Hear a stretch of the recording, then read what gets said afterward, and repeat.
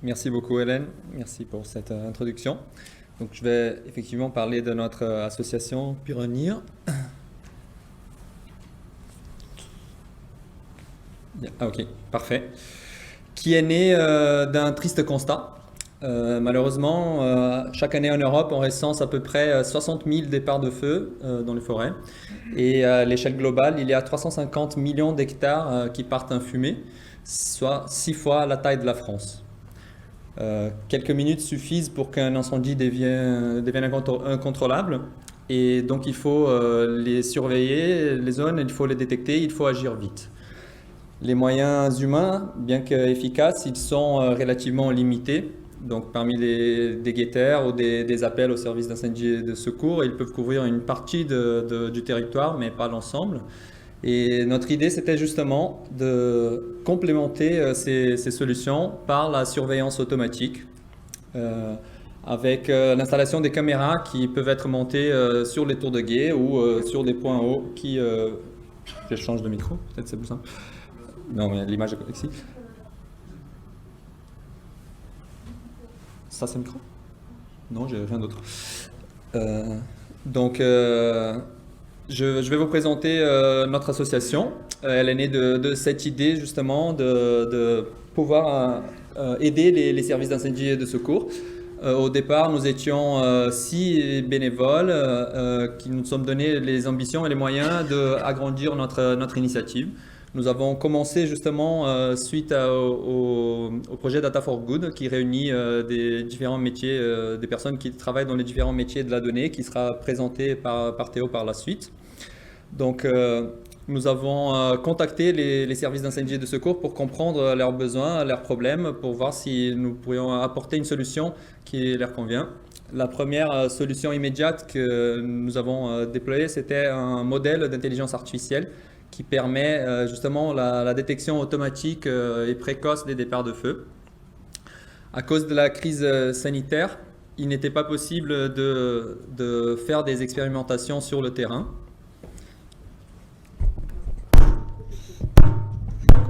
Comme ça, c'est mieux? Ok.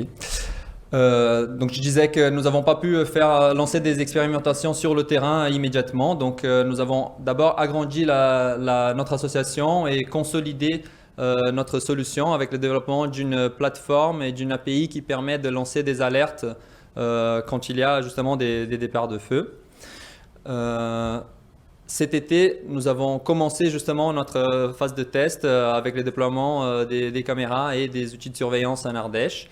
Et nous sommes actuellement en phase de pilotage, en évaluation de résultats de ce test et aussi en contact avec d'autres départements pour pouvoir étudier comment mieux intégrer notre solution.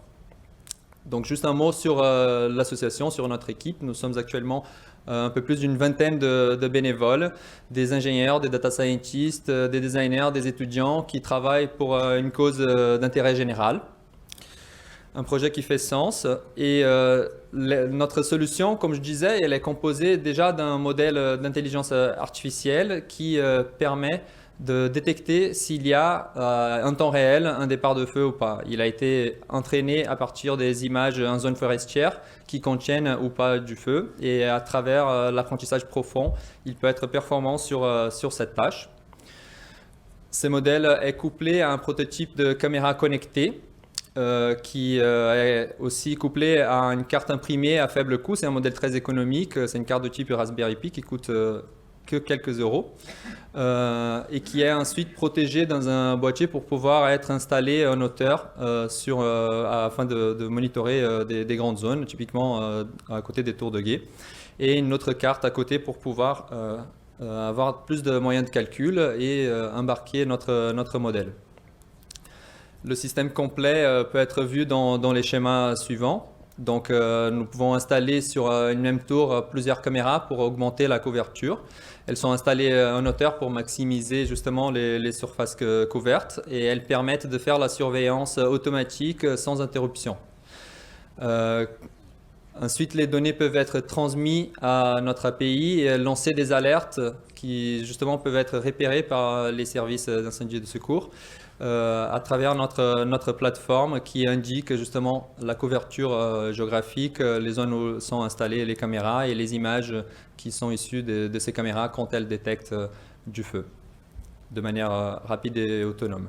Donc je vais vous montrer une petite démo, justement une vidéo qui montre les endroits où nos caméras sont installées en Ardèche et comment fonctionne notre plateforme. Je vais voir, ça passe. Ok, parfait.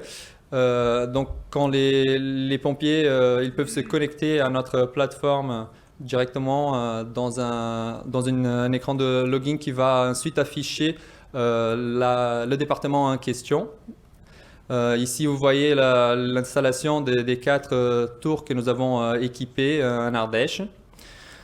Quand il y a des alertes, justement, il y aura ce bandeau rouge qui apparaît en haut et qui va indiquer la localisation et va aussi montrer les images issues de la détection. Ça permettra de suivre l'évolution du feu, de confirmer qu'il s'agit bien d'un départ de feu ou d'autres phénomènes. Et finalement, cela va aussi être couplé à la couverture de la caméra avec son azimut. Et dans l'écran du service de contrôle, il y aura cette dernière image qui va clignoter, qui va donner l'alerte pour pouvoir lancer les forces de secours en question. La dernière chose que nous avons inclus, c'est un calcul des indices de risque qui utilise des données, justement, des données climatiques, des données satellitaires. Vous voyez ici les données issues de Copernicus, par exemple. Et avec un modèle, les pompiers peuvent également calculer, avoir à disposition un indice de risque pour savoir si ils peuvent mieux mobiliser leurs forces afin de couvrir des zones en priorité. Donc je vais dire un petit mot sur notre phase de test. Évidemment, ça nous a permis d'affronter les premiers obstacles comme il était prévu et certains qui n'étaient pas prévus, évidemment. Donc d'abord, des problèmes de télécommunication avec notre solution qui était composée par des routeurs 4G qui, dans les zones forestières, perdaient souvent de la connexion malheureusement. Et donc nous travaillons pour consolider cette situation et nous connecter dans les réseaux filaires quand possible et dans les réseaux particuliers des pompiers.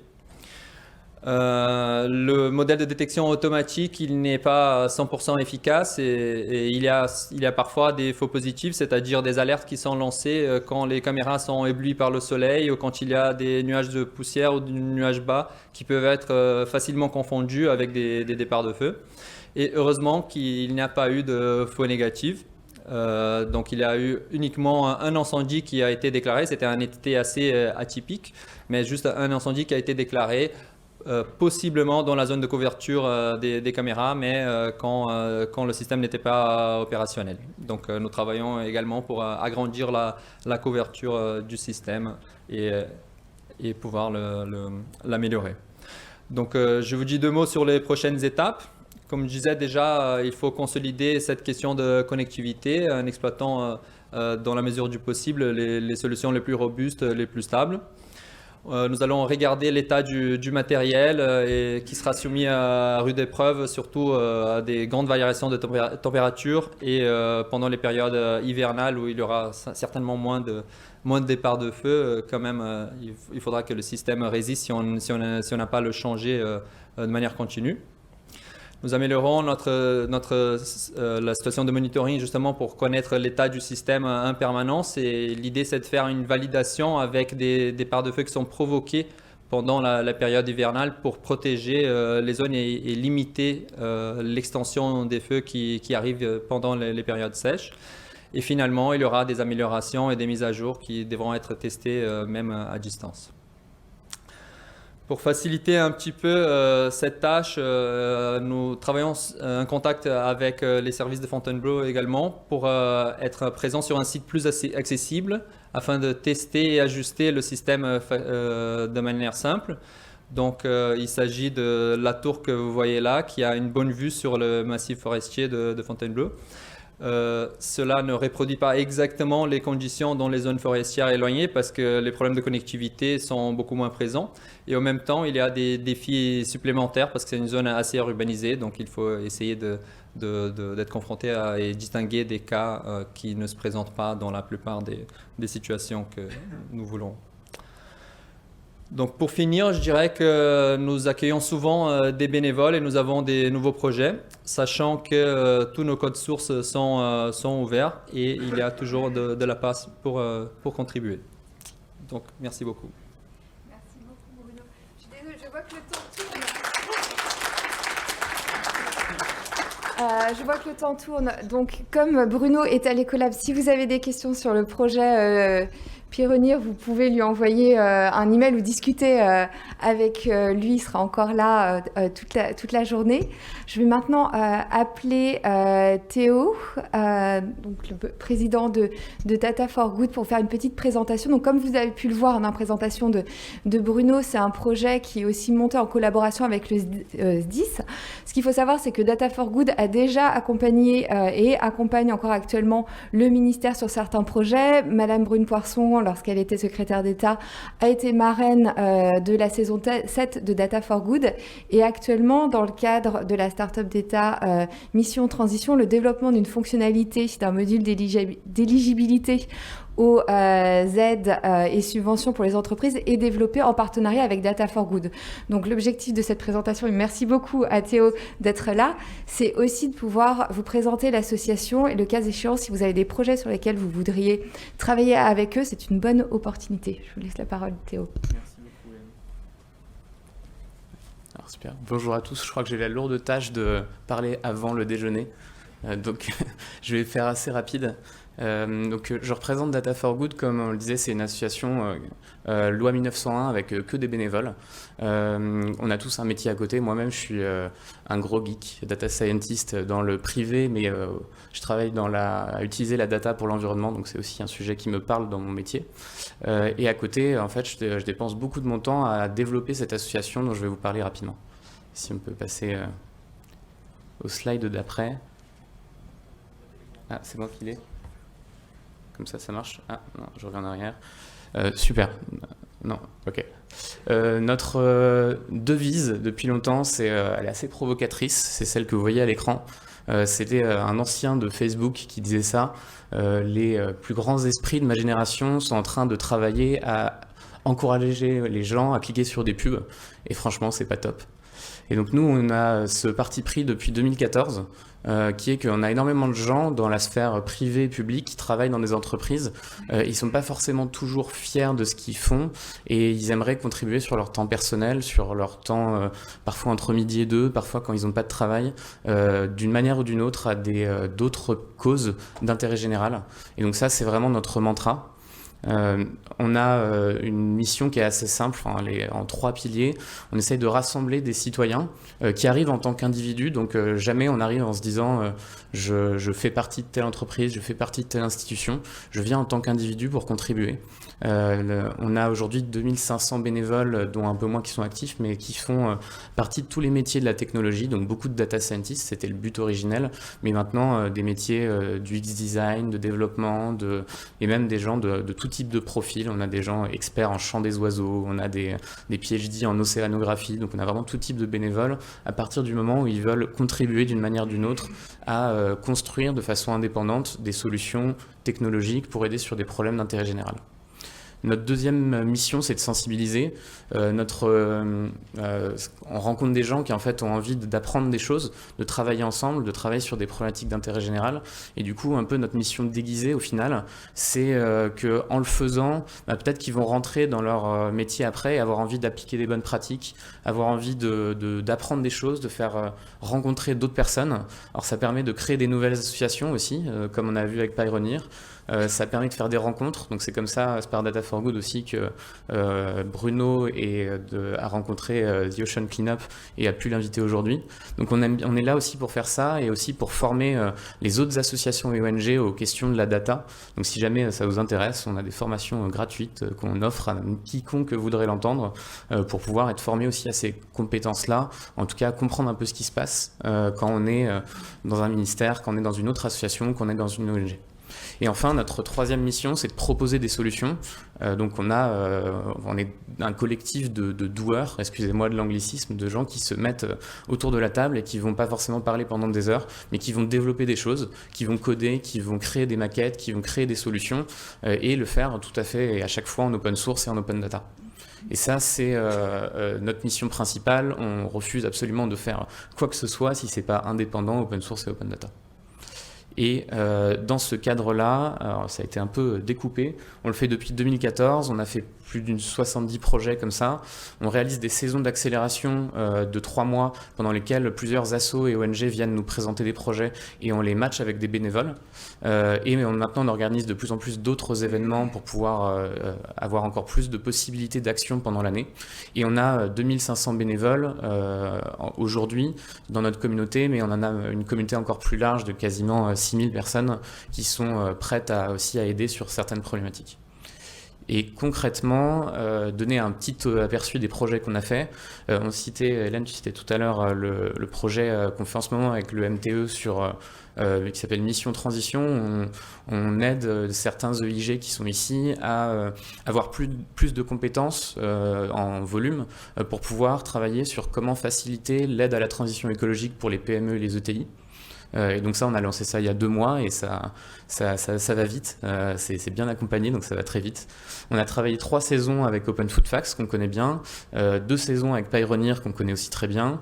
On a travaillé sur plein de questions autour du changement climatique et de la résilience alimentaire en France, avec les greniers d'abondance par exemple, ou avec la Banque mondiale en Mauritanie, pour essayer de croiser des données sur le terrain et prédire l'insécurité alimentaire en Mauritanie. On a travaillé avec l'IGN et le MTE il y a 2 ans aussi sur, on parlait tout à l'heure des fuites de méthane et de les détecter par image satellite, on avait fait un projet comme ça à ce moment-là. On travaille beaucoup aussi sur la sensibilisation, on a digitalisé l'atelier 2 tonnes que vous connaissez peut-être pour pouvoir permettre de comprendre quelles sont les trajectoires de réduction au niveau individuel et collectif. Et en ce moment, là, depuis 2 mois, on a lancé le projet Ogre qui vise à comprendre avec un atelier simple quel est le mix énergétique idéal et comment on doit aussi diminuer notre consommation énergétique. Donc on aide un professeur en énergie à digitaliser son atelier pour le rendre encore plus accessible. Un projet que j'aime bien mentionner, parce qu'on a parlé aussi beaucoup de solutions aujourd'hui, c'est important de mentionner que dans l'association, on a beau promouvoir la technologie pour l'intérêt général, on est aussi très critique de ce qu'on peut faire et des techniques qui sont utilisées. Donc la data et l'IA, c'est génial, on peut faire plein de choses avec, mais on peut aussi faire un peu n'importe quoi. Donc on a des gros cercles de réflexion dont je ne parle pas aujourd'hui sur l'IA responsable, sur les biais, sur l'éthique. Et on a lancé un projet, on a accéléré un projet qui existait déjà, qui s'appelle Code Carbone, qui permet à tout data scientist de mesurer l'empreinte carbone de son algorithme, de son travail, et quelque chose qui aujourd'hui maintenant est utilisé par pas mal de gens et qu'on continue à accélérer aujourd'hui, que je vous invite à tous utiliser si jamais vous faites de la modélisation et que si vous êtes un geek comme moi. C'est assez génial. Après, on a d'autres problématiques. On a travaillé avec le CBio, c'est le musée d'histoire naturelle, pour mapper la biodiversité et rendre accessible ces informations au grand public, tout en permettant de faciliter l'accès à la recherche pour les biomiméticiens. Bref, je pourrais parler pendant des heures de plein de projets. On fait pas que des projets pour l'environnement. Je vais juste en citer un qui est tout à droite, que j'ai lancé personnellement, parce qu'on peut aussi se lancer des projets et pas forcément, comme Pioneer est parti aussi d'une idée de la communauté, on lance aussi des idées dans la communauté. Et moi personnellement, j'ai lancé un projet qui me tenait à cœur, qui était d'utiliser l'IA pour mesurer la représentation féminine dans les œuvres de fiction et notamment dans le cinéma. Et donc de scanner des vidéos, de scanner des textes, de scanner des livres pour essayer de comprendre. Au premier niveau, 3 questions assez simples. Je raconte juste ça.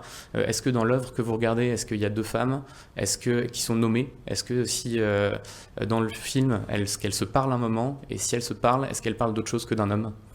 Ça paraît tout simple, c'est assez marquant, mais on a quand même seulement 60% des films en général qui passent ce test-là. Donc ça montre la surreprésentation masculine sur les questions qui façonnent aussi notre culture. Donc on fait aussi des projets comme ça, et ça on essaie de travailler avec des journalistes, des personnes de l'INA sur ces sujets. Donc voilà en gros ce qu'on fait. Donc comme le disait Hélène, tout est ouvert, tout est gratuit. C'est juste des bénévoles qui sont prêts à mettre du temps sur la table d'arrache-pied en dehors de leur travail pour pouvoir faire quelque chose. Donc si jamais vous avez des idées, de toute façon moi je vais contacter pas mal de gens que j'ai vus aujourd'hui parce que je pense qu'il y a plein de trucs qu'on peut faire ensemble. Et si vous avez d'autres idées et que vous voulez faire des choses avec nous, vous êtes les bienvenus. Merci beaucoup.